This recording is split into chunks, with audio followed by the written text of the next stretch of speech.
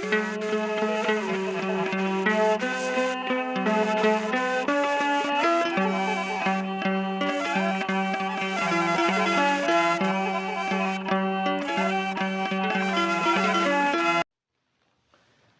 abbaa kan ilmaa kan hafuura qulqulluu waaqa tokkoon ni amanna. Ameen. Kabajamootaa fi jaalatamootaa maatiiwwan Waaqayyoon kan jaalattan, Waaqayyo isiniin kan jaalatu, hundumti keessan akkam jirtu, akkam yoo nageessanii, akkamiin turtanii. Guyyaa har'aatiin kan nu ga'e Waaqni keenya galanni ulfinni isaatiif haa ta'u. Akka fedhaa fi jaalala Waaqayyootti soomni gooftaa keenya qoricha keenya Yesus Kiristoos bara kana soomni guddaan abiyyi tsoomiin yoom qabamaa kan jedhuu fi ka'umsa sooma kana maaliif akka soomamuu fi eenyu akka soome yoom akka seenu waliitiin ilaalla. Waaqayyoo gidduu keenyatti argamee akka nu barsiisu, akka nu gorsu, akka nutti dubbatu fedhaa fi jaalala isaa nuuf haa ta'u. Maarree egaa soomiin kun maqaa isaa irraa kaanee gaafa ilaallu sooma guddaa yookiin immoo abiyyi tsoomii jedhameetu kan inni beekamu. Jechi abiyyi jedhu kun jecha gi'izii gaafa ta'u iyyuu guddaa jechuudha. Asirratti soomiin guddaa fi xiqqaa qabaa'oo. Soomni kun maaliif sooma guddaa jedhame? Warreen kaan xixiqqoodha moo akkami? Guddummaan isaa maaliin madaalama? Isa jedhu waliitiin ilaalla. Bu'uurri yookiin immoo ka'umsi sooma kanaa maalidha jennee gaafa ilaallu gooftaa keenya qoricha keenya Iyyasuus Kiristoosidha. Kana seeraatiin hundi keenya hubachuu qabna. Keessumaa seeronni kakuu moofaa keessatti raawwataman akkuma turan Kiristoos erga kakuu haaraatti immoo mul'ateen booda, dhalateen booda, dhufeen booda ofii isaatii fakkeenya garaagaraa taasisee hojjete, raawwate, nu agarsiise. San keessaati soomni kun sooma gooftaa, sooma guddaa kan jedhameef sababa isaa yoo qabaatu yoom qabamaa booda irratti dhufna. Gooftaan keenya qorichi keenya Iyyasuus Kiristoos seexanaatiin qoramuudhaan gara tulluu guddaatti ol fudhatamee jedha. Kun immoo gara gammoojjiitti fudhatame. Guyyaa 40 fi halkan 40 nyaata, dhugaatii, boqonnaa malee guyyaa 40 halkan 40 soomee jedha. Maatiiwwan Waaqayyoo. Mee nuti guyyaa 40 haa turuuti guyyaa 2 yookiin immoo guyyaa 4 buluu hin dandeenyu. Otoo hin dhugin, otoo hin nyaatin. Inni garuu otoo hin nyaatin, otoo hin dhugin guyyaa 40 fi halkan 40 seexanaan qoramuuf gara gammoojjiitti fudhatamee jira. Inni isa qoru seexanni dhiyaate ilma Waaqayyoo yoo taate dhagoota kana daabboo taa'is anis beela'eera atis hin beelofteettaa jedhee gaafate. Innis deebisee ilmi namaa jecha Waaqayyoo afaan Waaqayyoo keessaa ba'uun malee nyaata qofaan hin jiraatu akkuma jedhee barreeffame kana beekuu qabda jedhe. Lammata qulqullichi Daabiloos qulqulluu Waaqayyootiin magaalaa kanarraati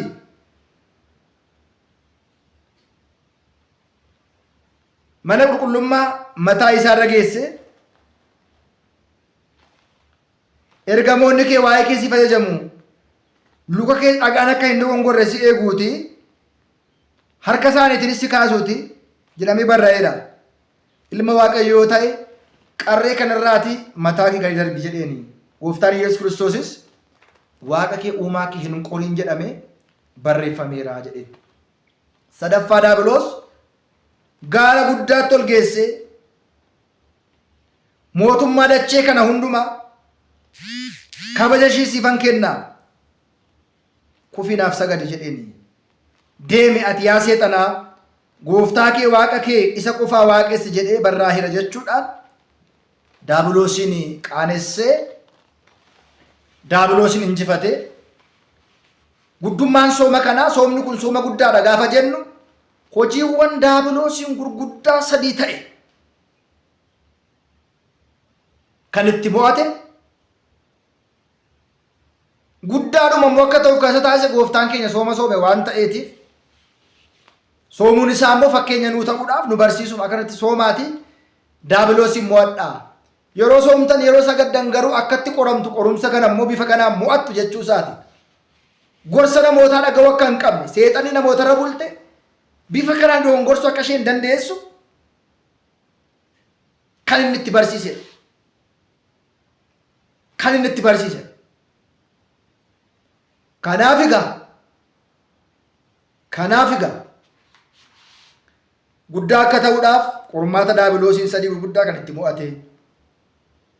Ofii isaatii gooftaan keenya waan soomeef guddaa taasiseera. Karaa biraa immoo baay'ina torbee fi ji'aatiin sooma kana kan ga'u waan hin jirre. Soomiiwwan labsi torban keessaati guyyaa 55 kan soomamu sooma kana qofaa waan ta'eetiif. Dilbata 8 sanbata duraa torba walitti guyyaa 15 baay'inni immoo torbeesaa torbee 15 fi guyyaa 55 kan of keessaa qabuu fi bu'uurri sooma kana sooma guddaa taasise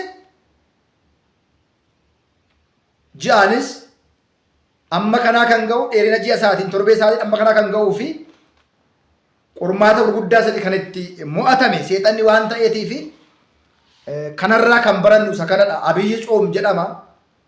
Abiyyi jechuun egaa guddaa jechuudha. Guddaan immoo eenyudha? Isuma Waaqayyoodha. Egaa wangeelli kee baay'oleen isaanii warri isaaniif hin galle gooftaan nuuf soomeera soomiin hin barbaachisu. Amma kuranee hin qabnu yookiin dheekkamsa hin qabnu amma gidiraa hin qabnu jedhanii gaafa haasa'an namoota baay'ee isaanii dhageenya. Maatiiwwan Waaqayyo.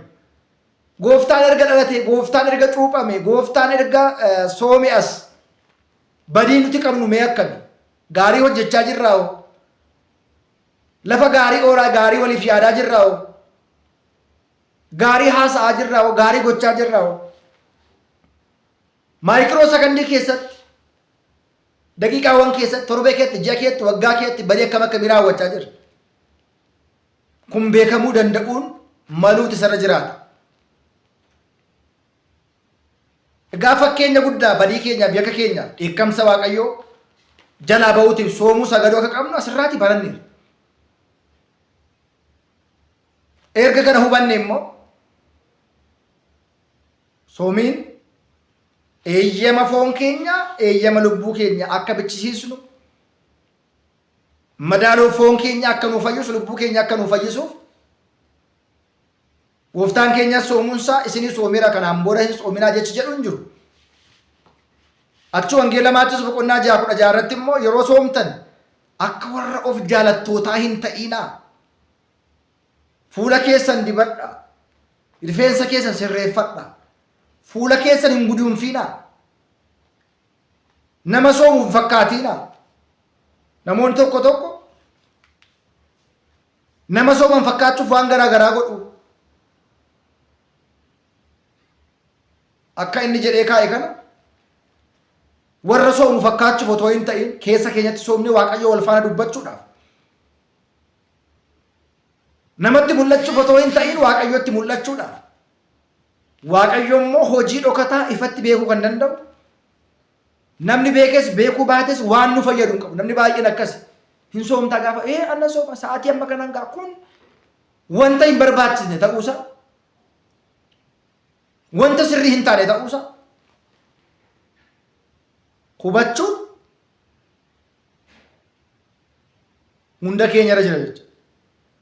Ana kanan soomu ofii kootii fi namni biraa kan soomu ofii isaatii fi kan inni keenya immoo deddeebinee kadhachuu keenyaan Ahizaaboonni jedha wangeela irratti Fariisonni jedha Saduuqonni jedha deddeebisanii kadhachuu isaaniitiin dubbachuu isaaniitiin waan Waaqayyo isaan dhaga'u itti fakkaata. Irra deddeebii keenya Waaqayyoon kadhannaa keenya hin dhaga'u laphee keenya qulqullummaatiin kan isaan dhiyeessine ilaala malee irra deddeebii kadhannaa keenya Waaqayyo hin laalu. Kanaaf kana beeku yoo barbaachisu iyyuu sooma kana immoo dhufaa jiru akkamitti simanna.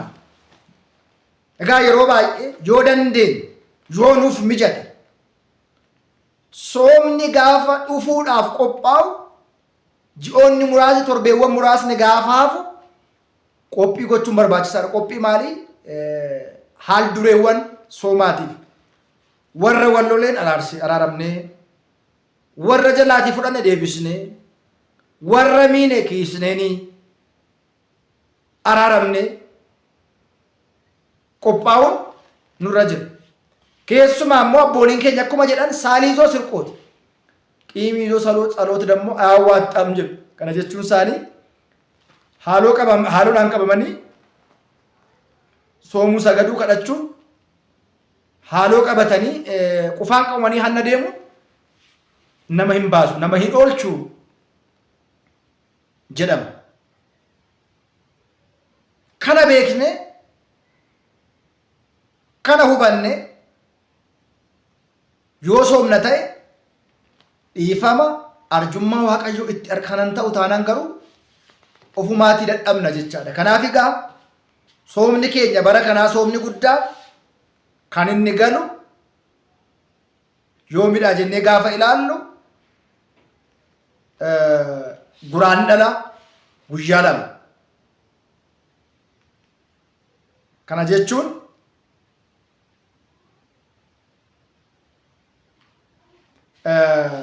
Yikkaatitii Maggaabitii guyyaa 2 ni seena jecha. Yikkaatitii guyyaa 2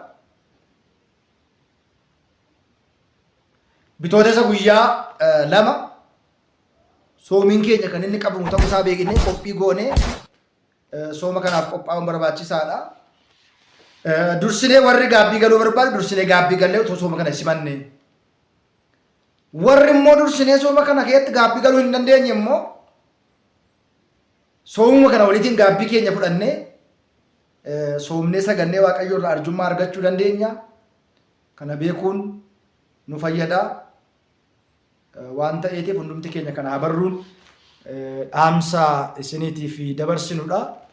Soomni keenya baranaa nayin ishiin xiqqoo nanawween guraandhala guyyaa 18. Inni guddaan immoo soomni guddaan Bitootessa guyyaa 2. Yikkaayitii guyyaa 18 ishee xiqqoo fi Maggaabitii guyyaa 2 immoo sooma guddaa kan qabnu ta'uusaa akka nuuf beekamu isin hubachiisa. Jabaadhaa cimaa miidiyaa kanas guddisaa ofii keessanis baradhaatii firiitti buufadhaa ergaa jedhuun qaba. Waaqayyo biyya keenyaaf nagaa walii keenyaaf jaalalaaf tokkummaa nuuf haa kennu. Horaa bulaa deebanaa hunda keessan Waaqayyo isin haa eebbisu. Nagaan tura.